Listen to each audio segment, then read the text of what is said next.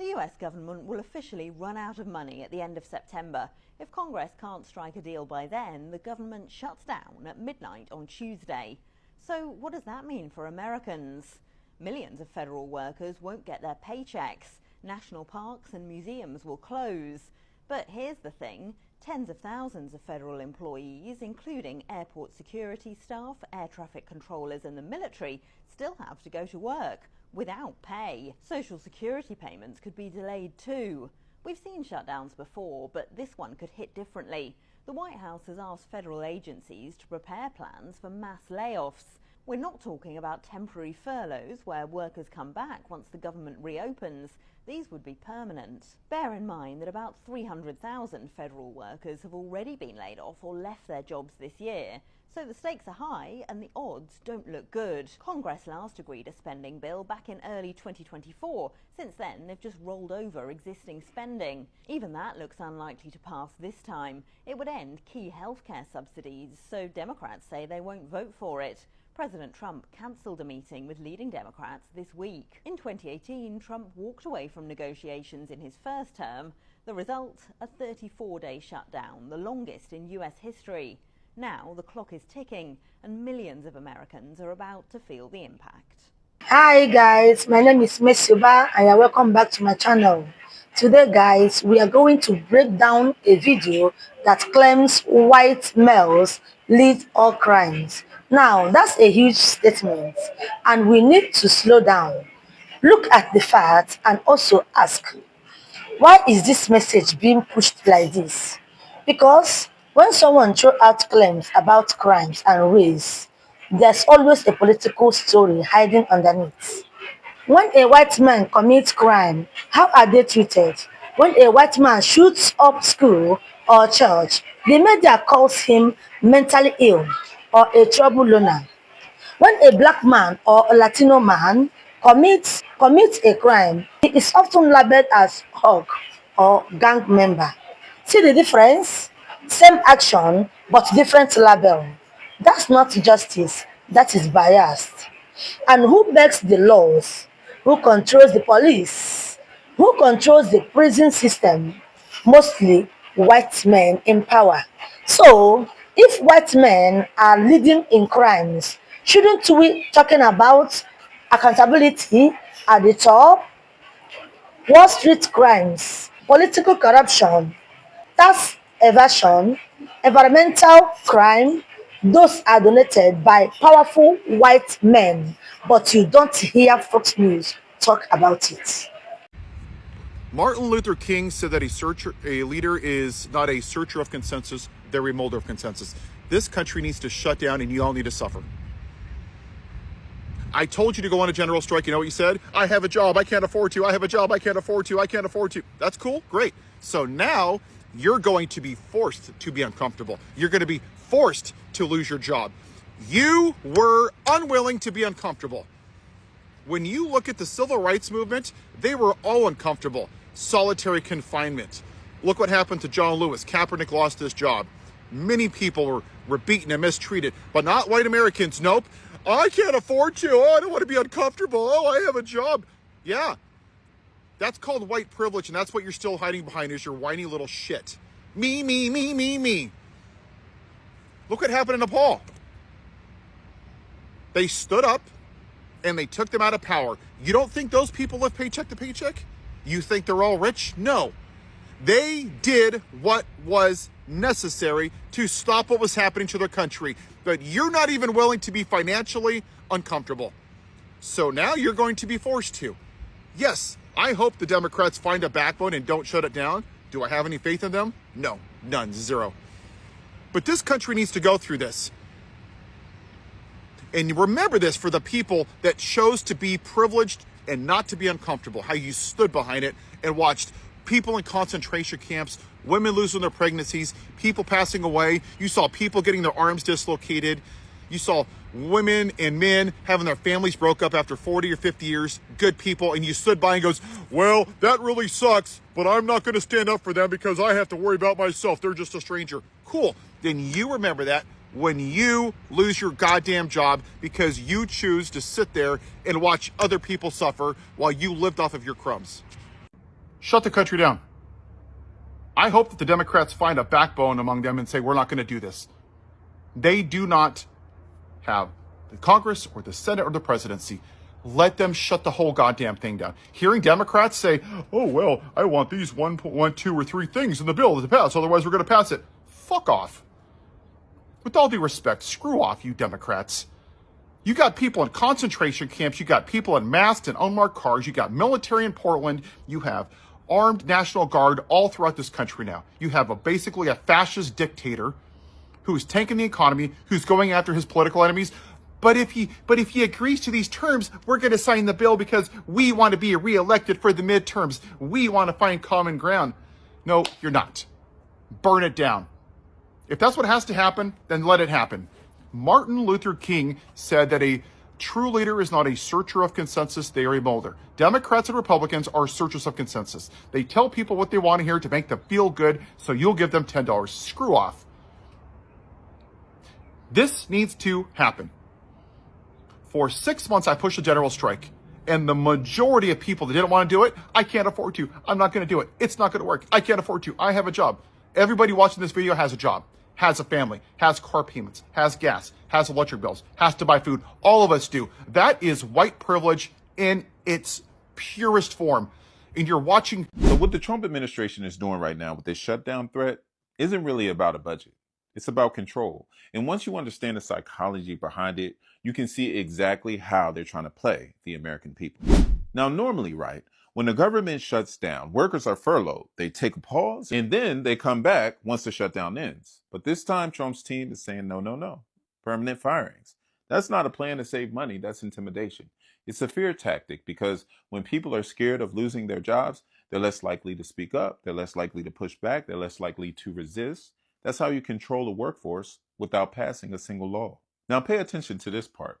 The Office of Management and Budget told agencies to cut jobs that don't, quote, align with Trump's agenda. That has nothing to do with whether the jobs actually helps Americans. It's about whether it benefits him. That's authoritarian psychology 101. It's saying your survival depends on the loyalty to one man instead of service to the country. And here's the bigger game. By threatening whole programs like education and healthcare and housing, even scientific research, Trump positions himself as the one who decides if you get to eat, if you get to keep your healthcare, if your kids get an education. Psychologists call this learned helplessness. When people start to feel like they have no power to change things, they stop trying. They stop fighting back. And that's exactly what leaders like this want. At the same time, he's still shouting, America first. But think about it. If you're cutting education for kids, health care for families, housing support for struggling communities, that is not America's first. That is Trump first. That's gaslighting. That's saying one thing while doing the opposite and hoping you're too confused to call it out. And at the heart of all of this is a narcissist playbook.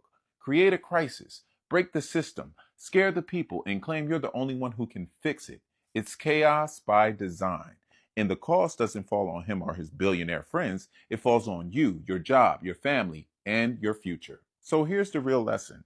Don't just watch the politics, watch the psychology. Every move is designed to make you afraid, to make you dependent, and to make you quiet. But once you see the pattern, you can't unsee it. And once you see it, you can call it what it is. Because at the end of the day, folks, if the president is willing to sacrifice your paycheck, your health care, and your child's education just to protect his own power, we have to ask ourselves, how much longer are we going to sit quiet and let fear control us? By holding jobs and health care and housing programs hostage, Trump positions himself like the provider, like the father figure who decides if you eat, if you have health care, if you keep a roof over your head. The lead murderers in America are white men. The lead robbers in America are white men. The largest amount of rapists are white men. The highest number of domestic abusers is white men. The highest number of arrested pedophiles is white men. The greatest number of drug dealers arrested is white men. But if you ask the average American who are the proponents of crime, is a black face to it. They're now trying to create this narrative that the immigrants are bringing in the crime because they never want to own up to what it is that they have done. Part of our responsibility is to pull the sheets off. We had a shooting here in Georgia not long ago. A young man named Colt, 14 years old, went and shot up his high school. His father's now being charged. Can you imagine what conversation me and you would be having if Colt was black and Colt's black father gave him a gun? The television, the internet would explode on the irresponsibility of black fathers, on why it is that young black men have guns and are carrying guns. It has always shifted to make black men feel hyper-aggressive, hypersexual, and hyper-criminalized. It's part of a larger, historic, original sin of America that always criminalizes and points their fingers at black men when it's absolutely not true. The overwhelming majority, Cam, of black men who are under penal supervision are under penal supervision for nonviolent offenses. They're on ankle bracelets, home monitors, on parole, on probation, for possession, not for distribution. It may not sound like it's significant, but it's very meaningful. And so that's why it is that we've got to ask the hard and the difficult questions. Where is criminal justice in America? And is justice just us? No, I'm sorry, what? The U.S. is in talks to give $20 billion to Argentina to bail them out. $20 billion.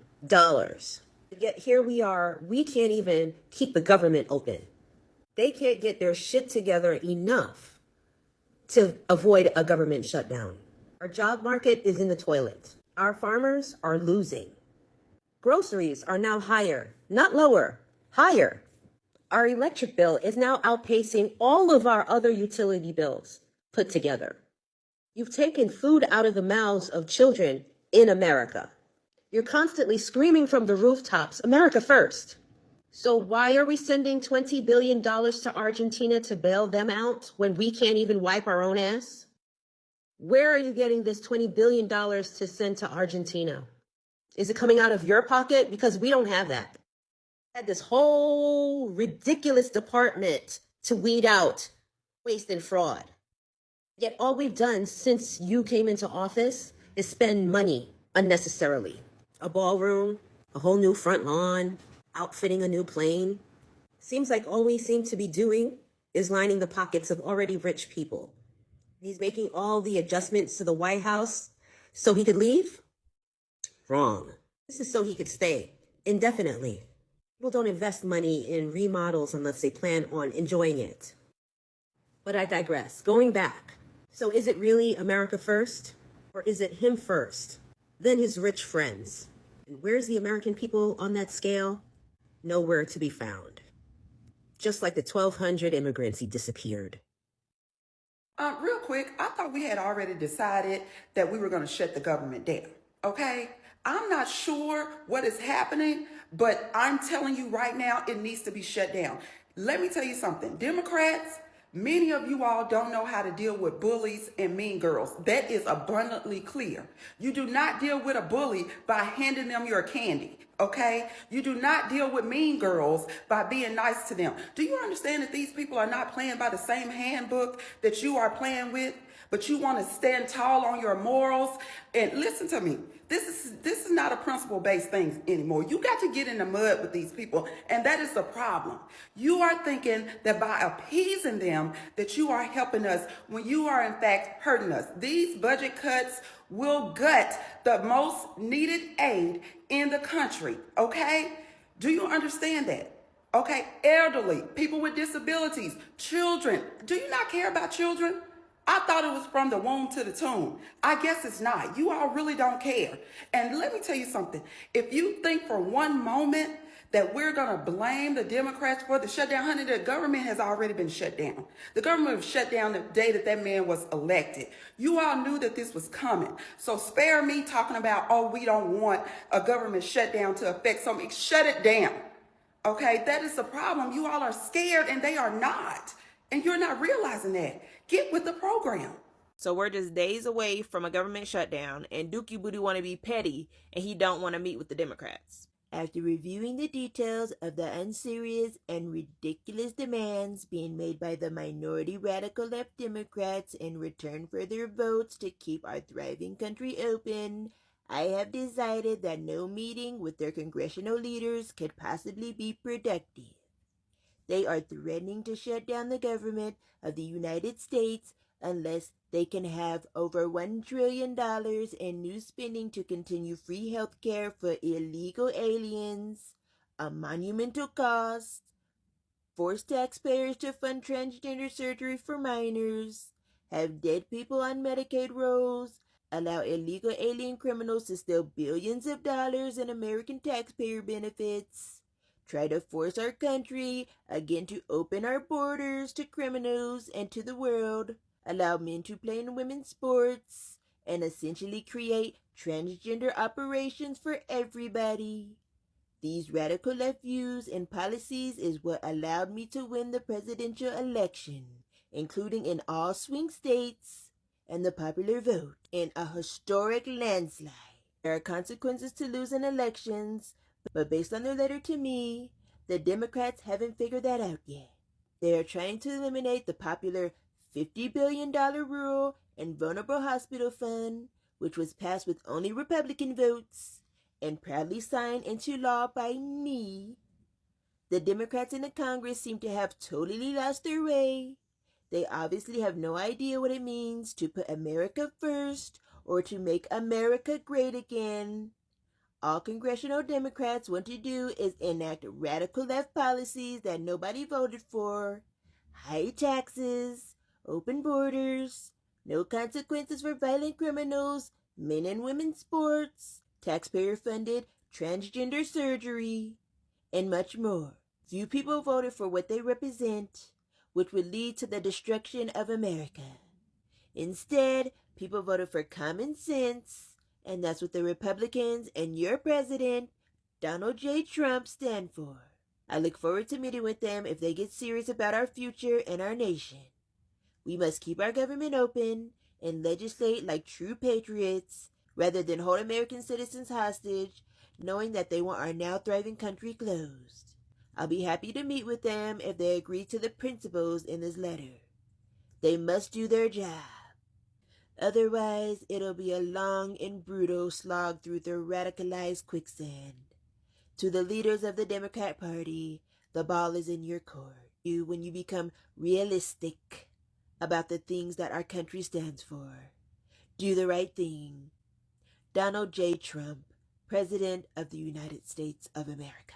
Dookie Booty so fucking petty. Why he gotta be so fucking petty? So it look like we're gonna have a government shutdown because they don't reconvene until the 29th and they have until the 30th. So that gives them 24 fucking hours to come to an agreement on this goddamn budget.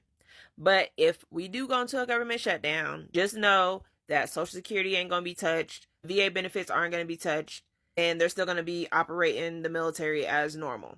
But we don't need to have no government shutdown. But I hope the Dems stay strong because we need this fucking healthcare. They're fighting to get our fucking healthcare back. That's what that $1 trillion budget is that they're negotiating. Yeah, that's for our fucking healthcare. That's for Medicaid, Medicare. That's for SNAP benefits.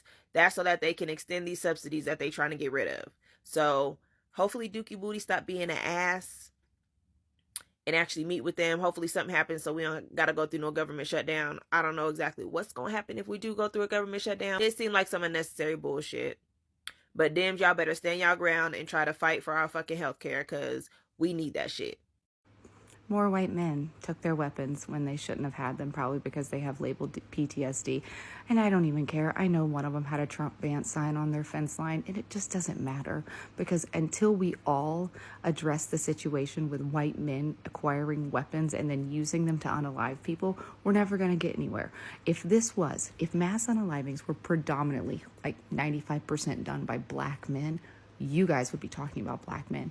If it was done by black women, you would be talking about black women. If it was done by predominantly women, 95% mass unalivings were done by women, you would be talking about how women don't deserve weapons. But for some reason, because it's predominantly white male, we just let it slide. Because, well, that's just how they are. You know, we can't fix everything. It's just their mental health. But if it was any other minority group, you would be using their skin tone, their gender, their religion, because that would benefit your case. Why are we not holding white men accountable for the crimes that they are doing that we would hold every other minority group accountable for? We have some big news right now. Washington is in chaos as the government shuts down in 2 days and Republicans don't have the votes. Here's what you need to know if the government does shut down. Number one, federal employees will be furloughed. All non-essential employees who still have a job under this administration will be furloughed without pay. Now, essential employees like TSA officers, for example, and air traffic controllers will remain on the job, but thousands of other federal employees won't receive pay. Number two, it'll impact Social Security and Medicare benefits the longer it goes. Now, your benefits won't necessarily be disrupted, but it'll be harder to apply for new benefits, for example. Number three, national parks will close if they have not already closed. Now, a number of cuts have led to national parks reducing hours or closing days. Well, under a government shutdown, parks will likely close completely. Number four, agencies like the EPA will not be able to conduct toxic waste inspections, for example. Number five, while TSA agents are essential employees, you may have situations where airports are understaffed and you're waiting for longer times. Now, this is just some of the impacts. I'm going to do a full breakdown on my Substack shortly, link to my bio. Be sure to subscribe for free and follow along for all the news you need to know about. Every time there's a shooting and it's a white man, notice the silence around race. When it's a black man, Latino man, Asian man, that detail comes out front and center before the name's even released. Black male suspect, Hispanic suspect, suspect of Asian descent. They put the race in bold, underlined italics like that's the damn headline itself. But here, 40-year-old suspect. No race, no description, just suspect. That omission is the description. That's the tell. Because if it had been anybody other than a white man, they would have been sure to paint that picture instantly. And that is a dog whistle of white privilege. See, whiteness gets to be faceless, raceless, just an individual, while everybody else gets racialized. The bigger point is that yet another church was shot up. A so-called sanctuary violated again, just like black churches have been for centuries, targets of white violence. That same political violence that they tried to condemn when it came to CK. Just like mosques, synagogues, and temples too. The cycle keeps repeating because America won't face itself. Now, in America, guns are sacred, whiteness is protected, and non-white lives, expendable. I'm sorry if you think it's too early to politicize what happened in Georgia yesterday, but I will not allow the NRA to dictate how I talk about this issue that is impacting all of us. The majority of school blank and mass blank that are happening across this country are being committed by white boys. So let me ask you this. If you're a parent, white women, what are we doing? Because this year, in April, I got married, and in doing so, became a bonus mom of 2 beautiful little boys. And I have to tell you, every day we're combating messaging. Every day we're working on sharing emotions, expressing anger. We're working on things as parents to ensure that we are raising emotionally healthy, mature, communicative young men in the future. So I'm really concerned that that's not happening. What I'm understanding is that yes, this is 100% a pew-pew access to pew-pew problem, but as a culture, we are raising violent human beings. The overexposure and glorification of violence in our households has to stop. You have got to get a hold of what we are showing, teaching, exposing our children to, and being better, more present parents, because this is a problem in white households. So if we are white parents, we have to do something about it. We talk about how ironic it is that the right demonizes people of color when the only time I feared for my life has been around a white man. I get so many hate comments like these few here. Most of the time I just write it off as immature, angry men, but the times that I've genuinely been scared that violence was going to be inflicted upon me have been white men. Not to mention that a lot of domestic violence, as well as many mass shootings, are committed by white men. There are going to be people in any demographic that commit crimes, but the fact that the right focuses so intensely on the single crime that a person of color commits is so dishonest. Some of the craziest things that have happened to me since I started posting is that I've gotten my account banned because white supremacists mass reported me for being underage, which I'm clearly not. They found my phone number and leaked it, so I had to change my phone number. They tried to get me fired by contacting any school in Chicago to see if I worked there. There was even an online page to see who was calling which school. I've literally been called a race traitor and told that I will be lynched along with POC. So no, people of color aren't the problem here. It is white men, and that's why I make the content I do. They prove it to me more and more every single day why it's necessary. Thanks for watching, everyone. Drop your comments in the comment section. Have you seen this kind of argument before, where crime states are twisted to divide people? Don't forget to like, share, and subscribe if you want more critical breakdown like this. See you on the next video.